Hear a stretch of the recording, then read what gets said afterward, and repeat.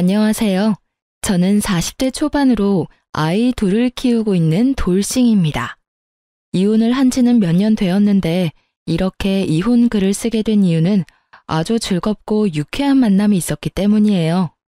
그날은 첫째 아이 생일 때문에 선물을 사러 백화점에 갔어요. 애가 전부터 사고 싶다고 했던 운동화를 선물하려고요. 그런데 백화점에서 정말 보고 싶지 않았던 면상을 마주쳤어요. 전 남편이었죠. 전 남편은 잔뜩 화가 난 모습으로 씩씩거리며 앞으로 가고 있었어요. 그리고 그 뒤를 따라가는 사람 하나가 있더라고요. 바로 남편의 상간녀였죠. 그런데 바로 알아보지는 못했어요. 사실 저와 헤어질 당시에만 해도 상간녀는 무척 예뻤거든요. 피부는 팽팽하고 주름 하나 없이 관리되어 있었던 데다가 손톱과 발톱에는 매니큐어와 페디큐어로 예쁘게 장식되어 있었어요. 그리고 몸에 딱 붙는 원피스나 하이힐을 즐겨 신는 저와는 정반대의 여자였어요. 그런데 그날 본 상간녀는 그런 모습은 온데간데 없었죠. 아무렇게나 묶은 머리카락에 화장을 했음에도 주름과 노화를 가리지 못했어요. 게다가 손톱은 네일도 없이 뭉툭했고 옷은 예쁜 옷이었지만 얼굴에 노화가 너무 심해서 도무지 이쁜 옷이 어울린다는 느낌이 들지도 않았죠. 그걸 보면서 어떻게 하면 저런 얼굴이 되나 싶었거든요. 게다가 전 남편은 그런 상간녀와 말다툼까지 하고 있었어요. 그리고 그날 저는 두 사람의 대화에 웃으며 축하까지 해줬죠. 제가 왜 남편과 상간녀의 싸움에서 축하하며 웃었는지 궁금하시나요? 제가 천천히 하나씩 알려드릴게요. 저는 남편과 20대 중반에 결혼했어요. 저와 4살 차이가 나는 남편은 당시에도 일을 하는 직장인이었고 저는 이제 막 대학을 졸업한 사회초년생이었어요. 저와 남편은 다른 사람들과는 좀 다르게 이어졌어요. 보통 소개팅, 맞선 등으로 사람을 만나는데 저는 시부의 소개로 남편과 만나게 됐거든요. 당시에 저는 병원에서 일하고 있었는데 시부가 저희 병원에 다니면서 많이 얼굴도 익히고 가까워졌었거든요. 그리고 시부는 언제부터인가 결혼을 안 했으면 우리 아들이랑 만나보는 건 어떻겠냐고 말하셨죠. 솔직히 내키지는 않았어요. 환자와 그런 식으로 엮이는 걸 병원에서도 좋아하지는 않거든요. 물론 개인 재량이긴 하지만 잘못되면 환자도 잃고 제 신용도 잃는 거라 별로 관심을 가지지 않고 사양하겠다고만 말했었죠. 그런데 시부는 아주 끈질기게 말했고 이러다가는 다른 직원들한테도 폐를 끼칠 것 같아서 한 번만 만나기로 했어요. 한 번 만나고 아니면 2번 다시 그런 권유하지 않겠다는 다짐까지 받았죠.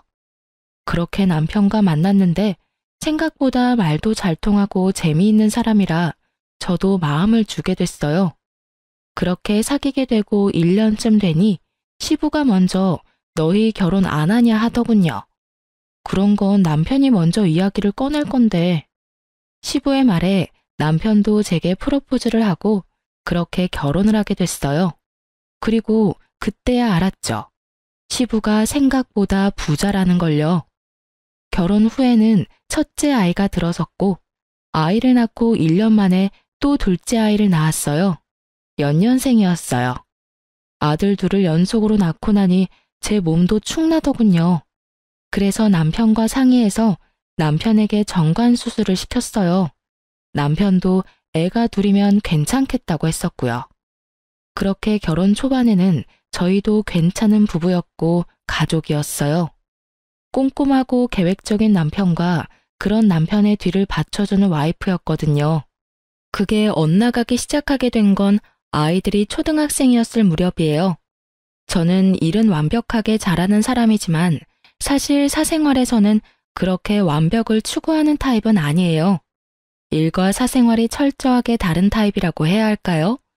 사람의 목숨과 직결된 일을 하면서 직장에서는 내내 긴장되어 있었고 그 결과 집에서는 느슨해질 수밖에 없었어요. 저도 긴장을 풀 때가 있어야 하니까요. 그런데 남편은 그 모습을 엄청 싫어하며 잔소리를 하더군요. 결혼 초반에는 그런 어설픈 모습도 귀엽다고 해주더니 그때는 엄청 싫어하며 잔소리를 했어요. 아마 그때부터 상간녀와의 만남이 있었던 것 같았어요. 그때는 남편의 생일이었어요. 남편 생일은 겨울이라 아이들은 모두 방학이었고 며칠간 친정집에 놀러 가 있는 상황이었어요. 그리고 저는 남편의 서프라이즈를 위해서 남편 회사 앞까지 가서 몰래 남편을 기다렸어요. 저는 남편에게 메시지를 보냈어요. 집에서 기다리고 있을 테니 얼른 퇴근하고 오라고요. 남편이 혹시라도 야근을 할까봐 그렇게 문자를 보냈고 남편은 알겠다고 대답을 보내왔어요. 그렇게 앞에서 20분쯤 기다렸을까요? 퇴근 시간이 10분 정도 지나서야 남편이 밖으로 나오더군요. 그런데 혼자가 아니었어요. 그 사람 옆에 누군가 팔짱을 끼고 서 있더군요. 그냥 회사 사람일 수도 있었어요. 팔짱 정도, 그래, 낄 수도 있겠지. 친한 사이면 그럴 수도 있겠지 하며 애써 생각했는데 그 뒤의 모습은 그런 생각을 깡그리 날려버렸어요. 그 여자가 남편의 얼굴을 쓰다듬더니 뺨에 뽀뽀를 하더군요. 정말 기분이 순식간에 추락하는 걸 느꼈어요. 너무 흥분해서 아무 생각이 들지 않던 저는 그 모습을 보고 그제서야 폰으로 두 사람의 모습을 촬영하기 시작했어요. 그 두 사람은 남편의 차를 탔고 같이 나가더군요. 충격받은 저는 집으로 와서 앞으로의 일을 생각했어요. 한 번의 실수라고 빌고 또 빌면 그래, 용서가 가능할 거야. 애써 이룬 내 가정을 깨트리고 싶지 않았어요. 제대로 확인이라도 해보고 나서 남편에게 따지자. 이런 생각으로 가득했던 저는 그 뒤에 사람을 시켜서 상간녀의 뒤를 캤어요. 물론 그렇게 하면 안 된다고 생각은 했지만 바람피는 남편 뒤를 캐는 게 쉬운 일이 아니더라고요. 그렇게 상간녀에 대해서 알게 된 저는 남편 몰래 상간녀를 만나러 갔어요. 이미 두 사람의 불륜 사진을 잔뜩 받아서 두 사람 사이가 불륜이라는 건 알고 있었어요. 남편은 회사 다니면서 결혼식도 했고 애들 돌잔치도 했으니 남편이 유부남이라는 건 모를 리가 없었죠. 상간녀 집으로 가는 길에 기분이 어찌나 부글부글 끓던지 제 분노를 억누를 수가 없을 정도였어요. 집 배를 울리자 나온 건 상간녀의 어머니였어요. 혹시 따님 집에 있으신가요? 할 이야기가 있어서요. 그런데 누구세요? 따님이 만나고 있는 남자 와이프예요. 그 말에 상간녀 엄마의 얼굴이 확 굳었어요. 그리고는 상간녀가 없다고 하더군요. 없으면 어쩔 수 없네요. 회사에서 이야기하는 수밖에요. 그 말에 상간녀 엄마가 흠칫하더니 돌아서는 제 옷을 붙잡고 들어오라고 하더군요. 들어가니 상간녀가 무척이나 태연하게 소파에 앉아서 TV를 보고 있었어요. 저 알죠? 피해서 다니려면 얼굴도 익혔을 테니까요. 알아요. 그런데 여긴 왜 왔어요? 따져야 될 사람은 내가 아니라 그쪽 남편이겠죠. 내가 누구한테 따지건 그쪽이 관여할 일은 아니죠. 그리고 저의 아들까지 있는 유부남 만난 사람도 잘못은 했잖아요. 왜 본인만 쏙 빠져나가려고 해요? 웃기지도 않네. 이보세요, 아주머니. 아주머니 남편이 그렇게 와이프 싫다고 나한테 온 걸 왜 나를 탓해요? 아주머니를 탓해야지. 그 말을 하며 상간녀가 저를 위아래로 훑어보며 코웃음을 치더군요. 봐요. 세월을 고스란히 맞은 얼굴에 센스 없는 옷. 머리도 질끈 묶어서 수수하기 짝이 없는데 어떤 남자가 그런 여자한테 끌려요? 솔직히 지나가는 남자 100이면 100 아주머니는 싫다고 할 건데 그 사람이라고 다르겠어요? 그걸 지금 말이라고 해요? 아주 당당하네. 따님을 어떻게 가르쳤으면 불륜을 저지르고도 본처한테 이렇게 당당한 사람으로 키운 거죠? 어머니라면 딸이 잘못된 길로 가려 한다면 말렸어야죠. 우리 애가 뭐가 잘못했어요? 아니, 막말로 우리 딸 혼자서 좋아서 불륜이 됐겠냐고.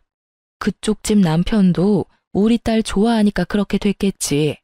그럼 당신이 남편 단속을 잘하던가. 남편 잡아두지도 못하면서 어디 와서 본처 행세야? 자기 모자란 건 생각도 않고 여기 와서 남의 딸한테 뭐라 하는 건지. 당신 여기 온 거 당신 남편이 알고 있어요?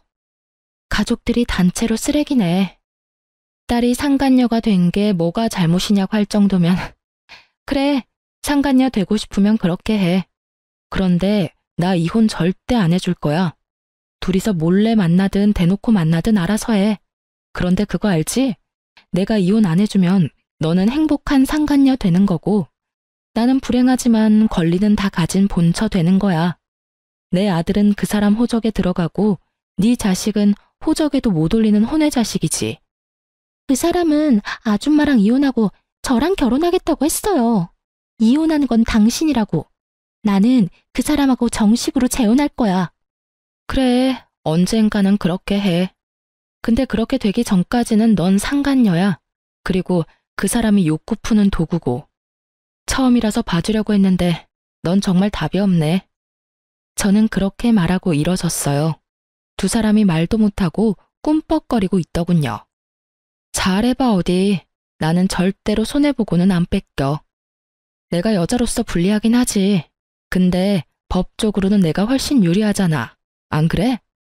그럼 상간녀 소송 걸 테니까 알아서 준비 잘하고 있어. 등기는 회사로 보낼 테니까.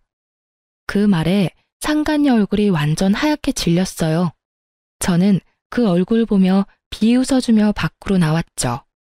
안에서 상간녀 소리 지르는 소리가 밖으로 퍼져나오는데 정말 너무 시원했어요. 그렇게 한탕하고 집에 오니 남편이 저를 기다리고 있더군요. 당신 나랑 이야기 좀 해. 설마 그 여자 집에 갔다 왔어? 당신이 거길 왜 가?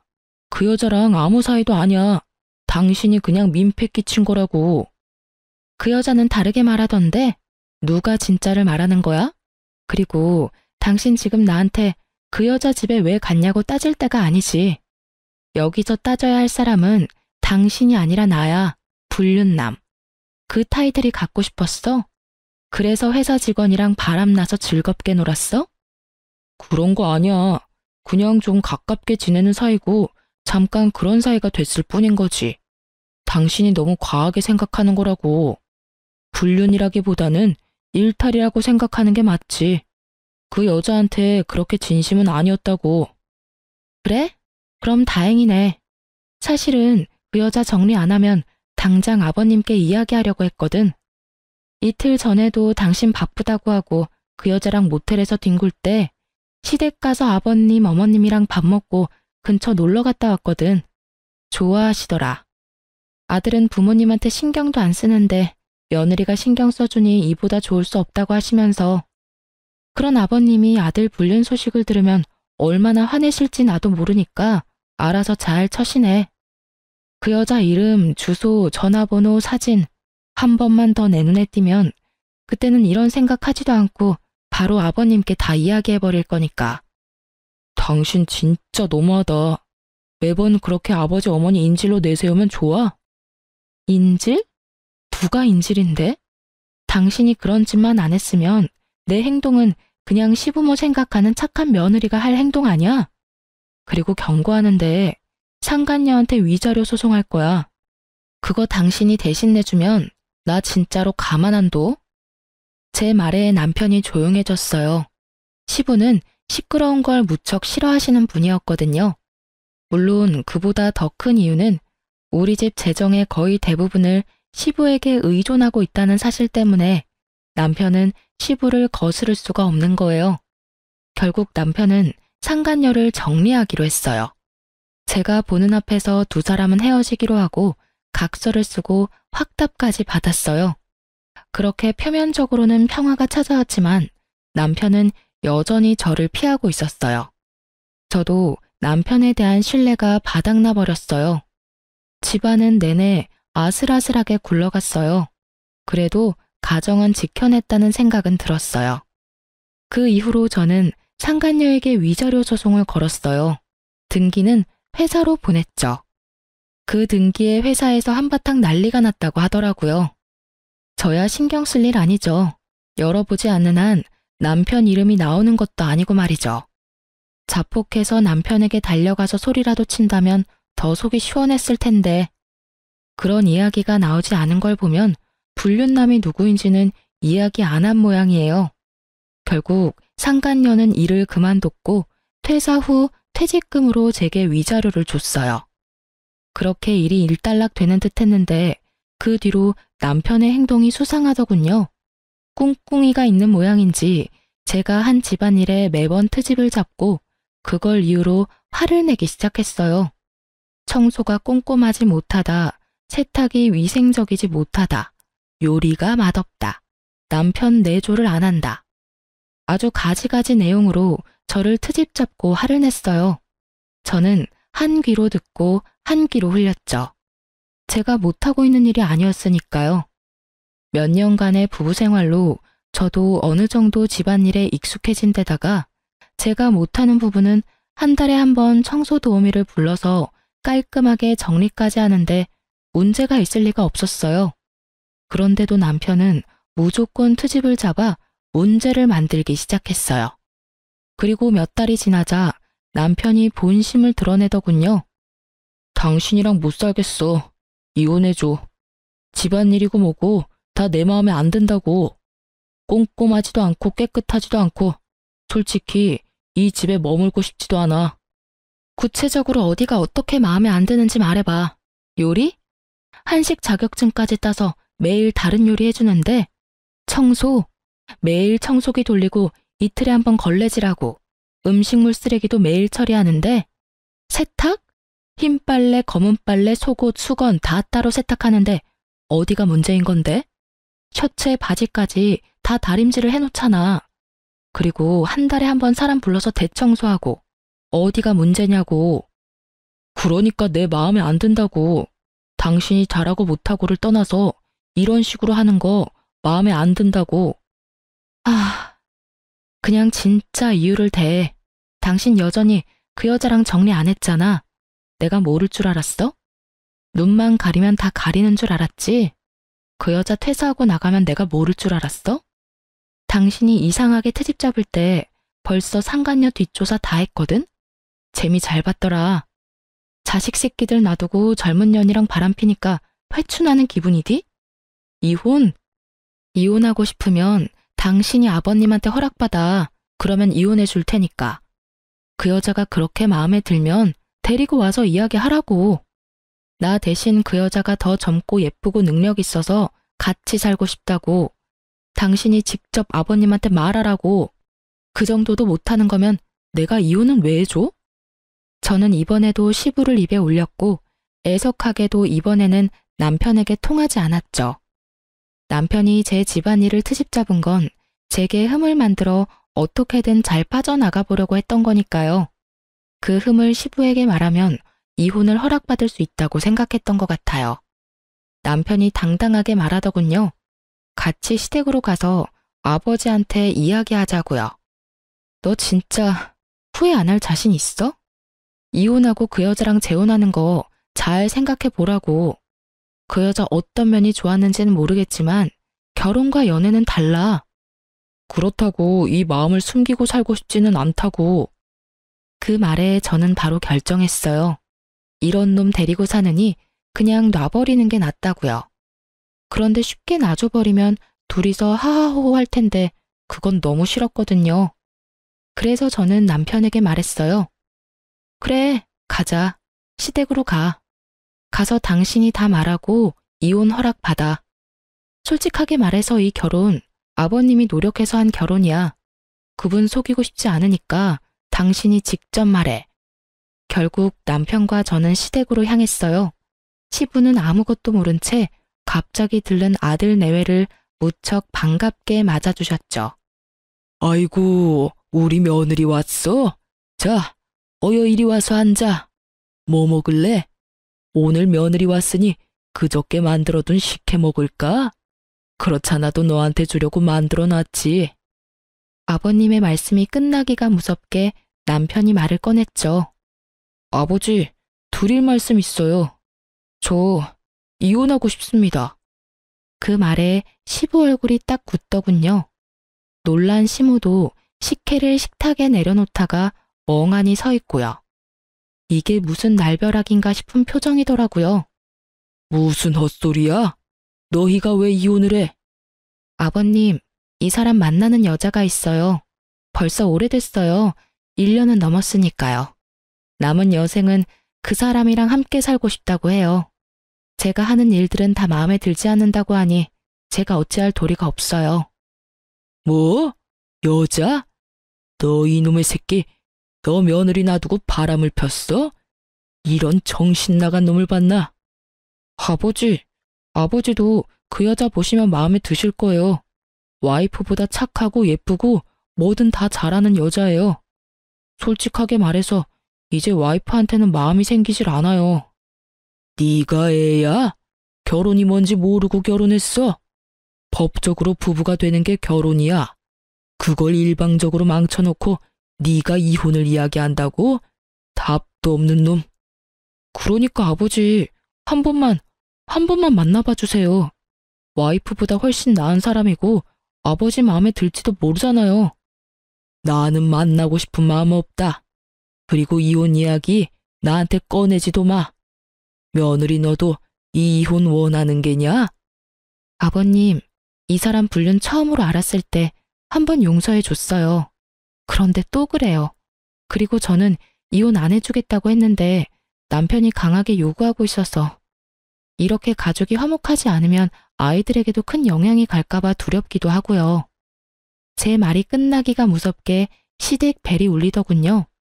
그리고 남편은 버선발로 마중을 나갔어요. 상간녀였거든요. 그리고 등장한 상간녀의 모습에 시부모님과 저는 말을 잃었어요.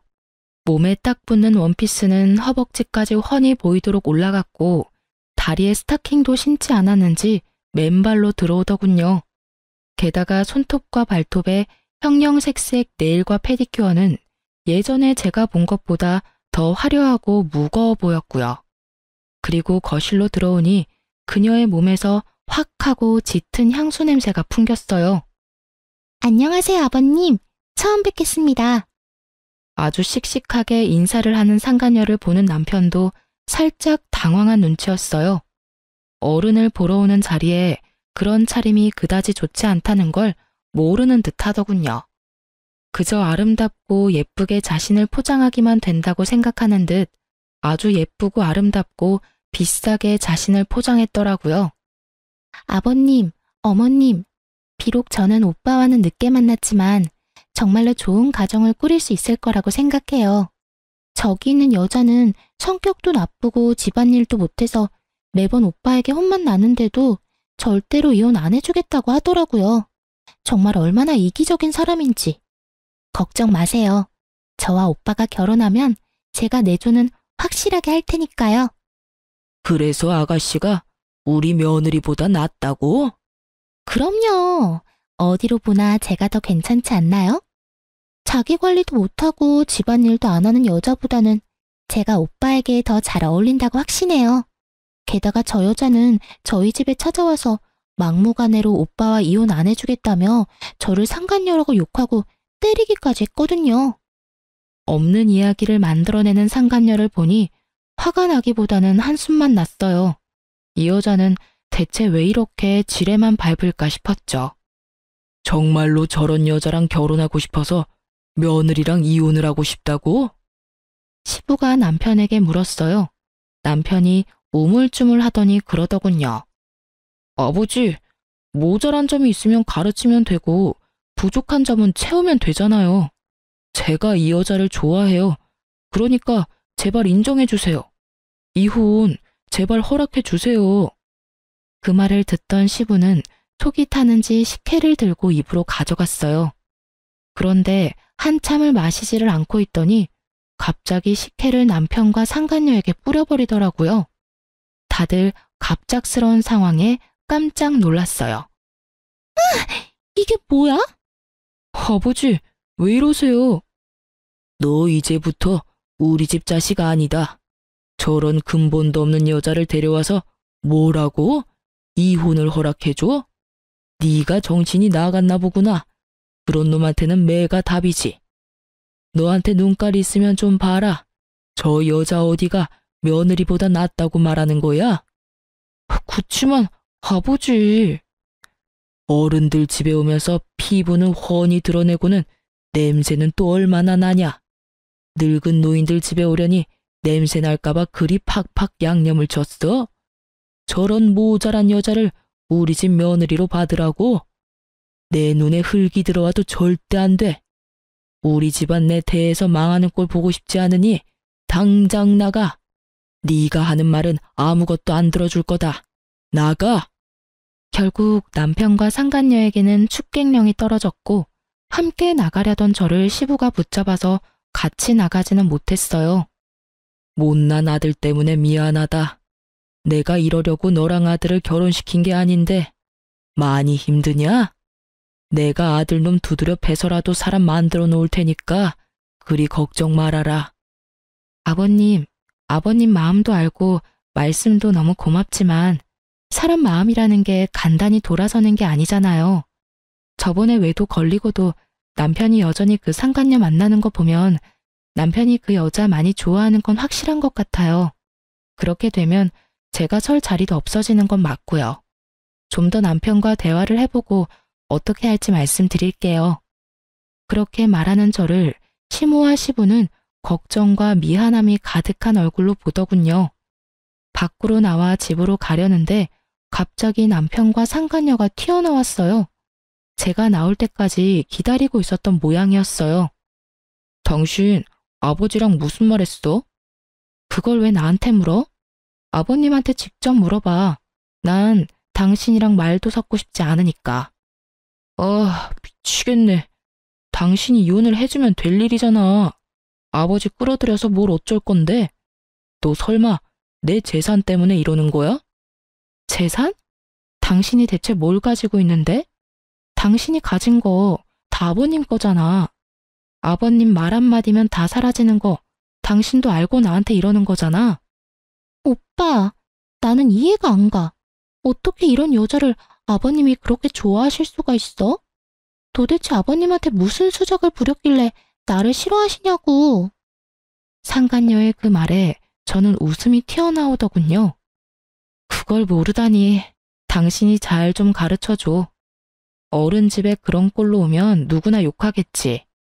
그리고 넌 모르나 본데 남편과 나는 아버님이 엮어준 사이야. 그 정도로 마음에 들어서 아들까지 소개시켜줬는데 너 같은 애 왔다고 그 마음이 흔들리겠어? 고생이네. 아무것도 모르는 애 교육시키려면 아주 힘들겠어. 어쨌든 아버님하고 이야기해. 잠깐만.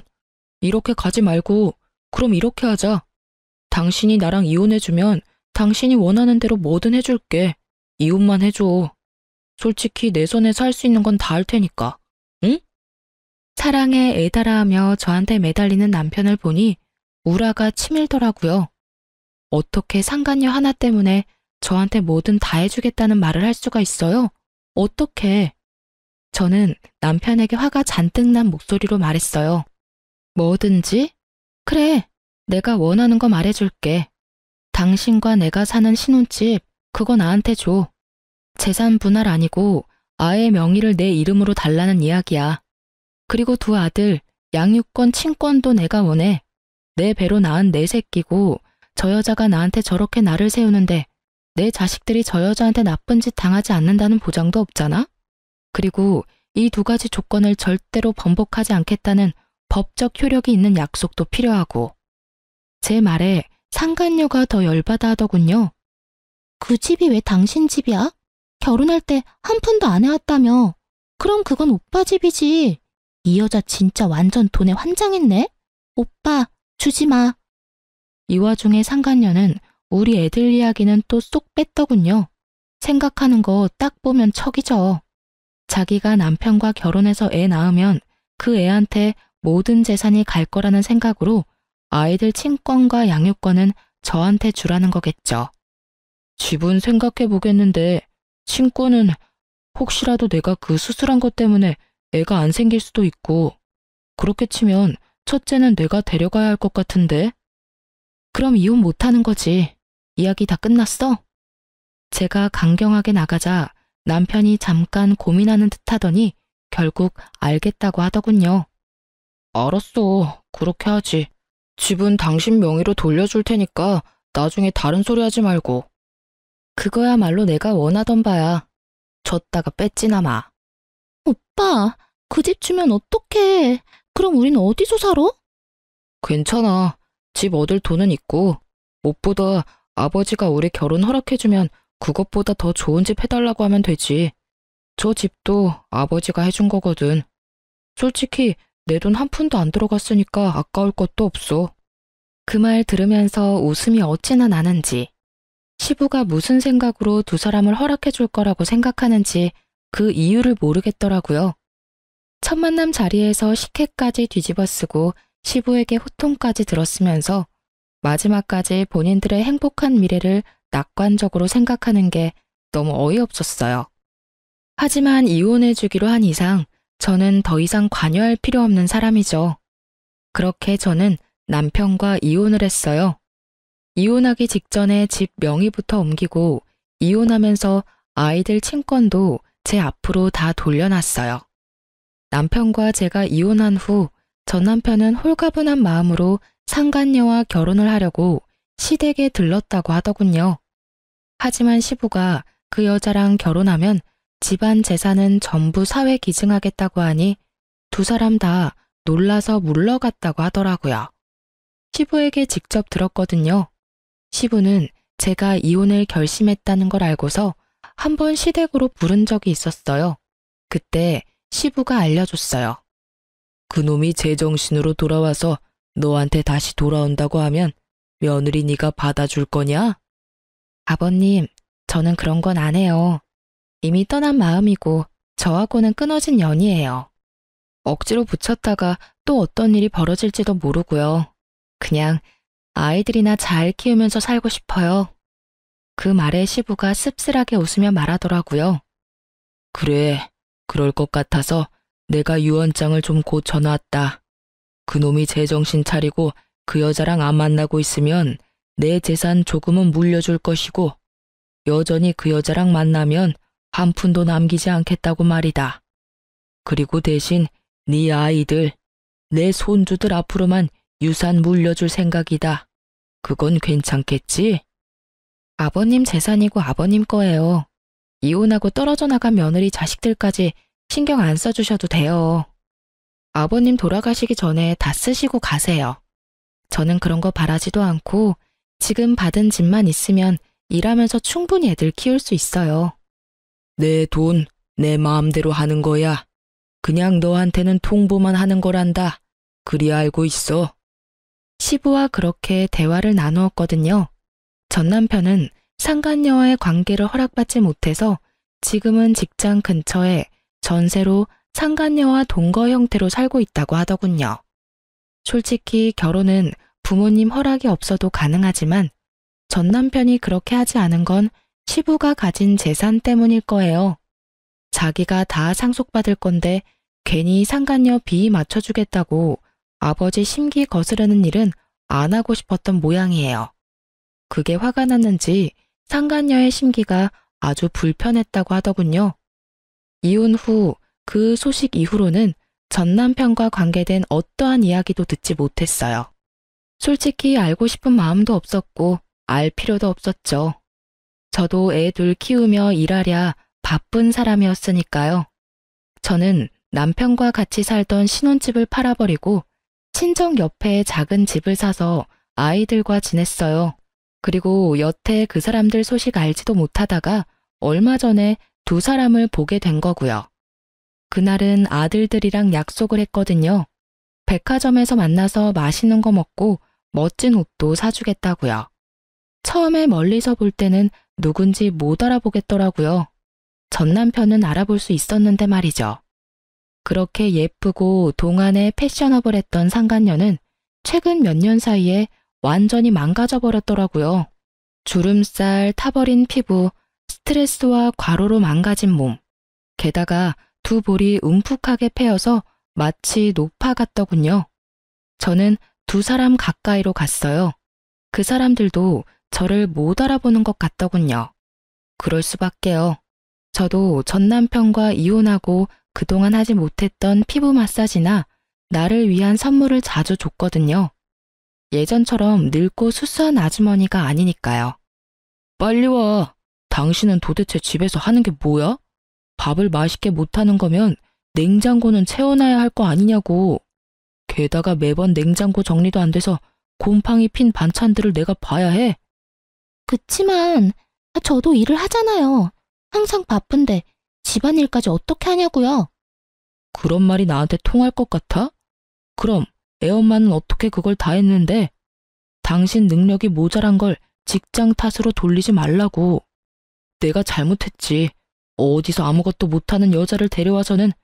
이럴 거였으면 그때 그 여자랑 이혼을 안 하는 게 나았을지도 모르겠어. 무슨 그런 말을 해요?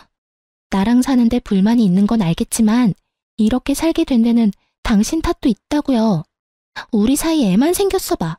그럼 시댁에서도 분명히 우리 사이 인정해주고 결혼해서 집도 마련해줄 건데 당신이 능력이 안 되니 애가 안 생기는 거잖아요.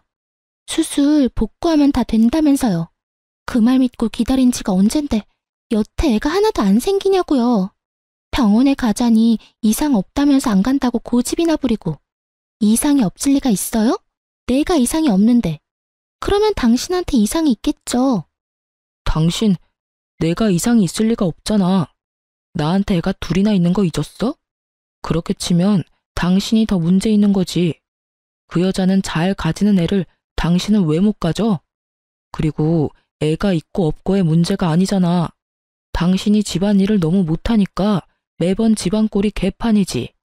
같이 살기 전에는 잘한다면서 큰 소리 뻥뻥 치더니 내가 속았어. 그러니까 그 탓을 왜 저한테 하냐고요. 그리고 내가 집안일 잘해서 좋아한 거 아니잖아요. 예쁘고 기분 잘 맞춰줘서 좋다며. 지금 당신 꼴을 좀 봐. 그게 예뻐? 꾸미는 것도 시간 없어서 못했어? 하긴 집안일 개판으로 해놓고 얼굴만 꾸미고 있었으면 더 열받았을 뻔했는데 차라리 그게 낫겠다. 으휴, 내가 왜 그랬나? 내가 왜 이혼을 하고 이 거지 같은 여자를 데려왔는지. 어휴. 두 사람 싸우는 걸 보니 참으로 웃기더군요. 그렇게 사랑한다며 헤어져 달라더니 결국은 둘이 이렇게 싸우고 있는 꼴을 보니 게다가 상간녀의 그 모습은 진짜 상상 이상이었어요. 그녀는 남편이 완벽주의인 걸 모르고 결혼한 것 같더라고요. 아니면 결혼하면 집안일은 사람을 시키려고 생각한 것 같았어요. 그렇지만 시부가 결혼 허락을 안 해줘서 돈도 넉넉지 않은 모양이었죠. 어머, 멀리서 보고 못 알아봤네? 오랜만이야. 당신 잘 지내지? 그런데 안색이 영 별로네? 저의 등장에 상간녀 표정이 완전 망가지더군요. 제일 보기 싫은 사람이었나 봐요. 게다가 제가 예전처럼 수수한 느낌이 아니어서 그런지 자신의 옷을 연신 내려다보며 짜증을 내더군요. 전 남편은 깜짝 놀란 표정이었고요. 당신 몰라볼 뻔했어. 먼저 말 걸지 않았으면 당신인지도 몰랐을 거야. 그러게, 당신이랑 헤어지고 당신한테 쏟던 시간을 스스로한테 쏟다 보니 점점 좋아지더라고. 피부도 몸매도 옷 입는 것도. 두 사람은 쇼핑하러 왔나 봐. 보기 좋네. 부부 둘이서 오붓하게 쇼핑도 하고. 제가 그렇게 말하자 상간녀가 냉큼 전 남편 팔짱을 끼더군요. 두 사람이 싸우는 걸 제가 다 본 것도 모르고 자존심을 세우려고 부단히 노력하더군요. 네, 저희 자주 이렇게 나와요. 그러는 그쪽은 아직도 혼자인가 보네요. 하긴 당신처럼 수수하고 못생긴 여자한테 끌리는 남자는 없겠죠. 그래, 당신 말이 맞아. 그래서 아직 혼자 살아. 뭐 장난으로 결혼하자 사귀자 하는 사람들은 있지만 난 이혼한 사람이고 굳이 다시 그런 길은 가고 싶지 않아서 다 피하고 있는 상황이고. 두 사람은 결혼했어? 그때는 어른들이 반대하신 것 같던데. 그건... 상간녀도 전 남편도 뭐라 말을 못하더라고요. 아직도 결혼은 못했나 보네. 내가 이혼까지 해줬는데 참 아쉬워. 당신도 요령이 없어. 그러다가 아버님이 재산을 당신한테 안 주면 어쩌려고. 차라리 다른 사람을 옆에 두는 게 낫지 않아? 그 말에 상간녀가 발끈하더군요. 미쳤나 봐. 이 여자가 지금 무슨 소리 하는 거야? 이 남자는 이제 내 남자야. 당신이 이래라 저래라 할 수 있는 남자가 아니라고. 이래라 저래라 한 적 없는데? 나는 그냥 걱정돼서 한마디 한 거야. 그리고 너도 참 웃겨. 저 남자가 왜 네 남자야? 너 저 사람이랑 무슨 관계야? 애인이지? 와이프는 아니잖아. 하긴 그런 관념이 좀 희박한 사람이긴 했지. 남의 남자 꼬셔서 데려가서는 별 볼 일 없는 남자로 만들어버렸으니까. 그것도 재주라면 재주고. 근데 지금은 그 예쁜 얼굴은 다 어디 가고, 세상에, 이렇게 늙어버렸어? 어쩌다 이렇게 됐어? 평생 예쁠 것처럼 굴더니. 애인이라도 당신은 전처잖아. 관계가 없는 거면 당신이 다 없지. 그러니까 할 수 있는 말이지. 당신 나랑 헤어지고 저 여자랑 살아보니 좋아? 얼굴색이라도 좋아 보였으면 이런 이야기 안 했을 텐데 너무 건강이 좋지 않아 보여서 그런 말 한 거야. 하긴 당신은 내가 하는 집안일들도 그다지 좋게 보지는 않았으니까. 집안일은 익숙치 않아도 예쁜 여자랑 살아서 좋을 거야. 그치? 전 남편은 뭐라 말도 못하고 한숨만 푹푹 내쉬고 상간녀는 저를 향해 한껏 적대심을 드러내며 소리 지르더군요. 이 여자가 무슨 소리 하는 거야? 우리 이제 곧 결혼할 거야. 아버님만 허락해주면 지금 당장이라도 결혼할 거라고. 그러니까 아버님을 어떻게 설득할 건데? 여태까지 결혼 허락도 못 받은 주제에 내가 모를 줄 알았어? 너 시댁 갈 때마다 퇴짜 맞는다며? 그래도 안 떨어져 나가는 거 보면 두 사람 사랑 진짜 대단하다, 그치? 두 사람 다 그런 몰골로 돌아다녀도 좋을 만큼 사랑하는 거면 됐어. 당신 그만해. 너도 그만하고. 둘 다 사람 많은 데서 큰 소리 내서 싸우지 마. 싸우긴 누가 싸워? 나는 당신 축하해 주려는 거야. 그 여자를 사랑한다며 헤어진 당신이 나랑 살 때보다 불행해 보여서 축하해 주고 싶었거든. 아까 둘이 싸울 때부터 다 봤거든. 두 사람이 행복하게 잘 살았으면 축하해 줄 생각도 없었을 텐데 두 사람이 불행해 보이니까 도리어 축하해 주고 싶은 마음이 드는 거 있지? 다른 사람 불행하게 만들고 너희들끼리 재미 보면 내 마음이 어땠겠어? 그런데 둘이 이렇게 나쁜 걸 보고 나니 마음이 한결 편해지고 이제야 두 사람 인정해주고 싶은 마음이 들어서. 두 사람 함께 살고 있는 거 축하해. 그런데 찐사랑은 찐사랑이네. 그렇게 싸우고 지지고 볶으면서도 헤어지지 않는 거 보면. 앞으로도 쭉 그렇게 살아. 저는 그렇게 축하해주고 백화점으로 총총총 걸어갔어요. 상간녀가 분해서 악소리를 지르고 짜증내는 걸 다 듣고 있었어요. 그리고 멀리서 아들들이 보이더군요. 아들들은 전 남편 자기 아버지가 있는 걸 확인하고도 가까이 올 생각을 안 하더군요. 첫째가 저한테 핀잔을 줬어요. 엄마, 괜찮아? 저런 사람들이랑 엮이지 말라고 했잖아. 엄마만 상처받는다고. 이제야 겨우 정상으로 돌아오고 있는데. 우리 아들, 엄마 걱정했어? 근데 너희 아버지 너무 안색이 안 좋아 보여서 말을 걸어버렸어. 너희도 인사하지 그랬어? 우리더러 저런 사람한테 인사하라고? 싫어. 어디 가서 소문이라도 나면 어떡해? 바람 피우고 이혼한 아버지 있다는 이야기 하는 것보다 차라리 아버지 돌아가셨다고 하는 게 나아. 둘째가 그렇게 이야기하는 걸 보니 참 만감이 교차하더군요. 어쩌다 아버지를 이렇게 싫어하게 됐나 싶었죠. 그러곤 아이들과 식사하러 갔죠. 애들을 보면서 그런 생각이 들었어요.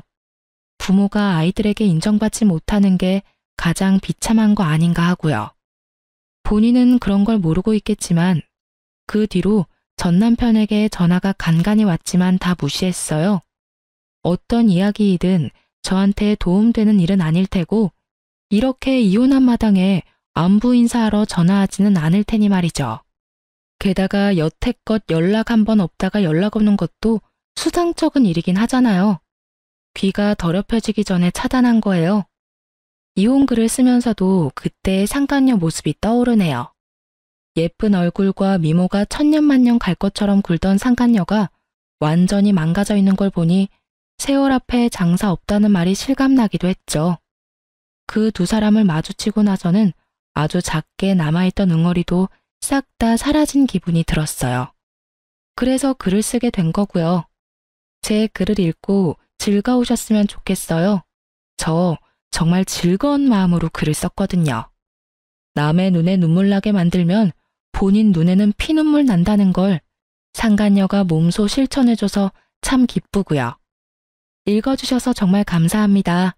그리고 즐거운 하루 보내세요.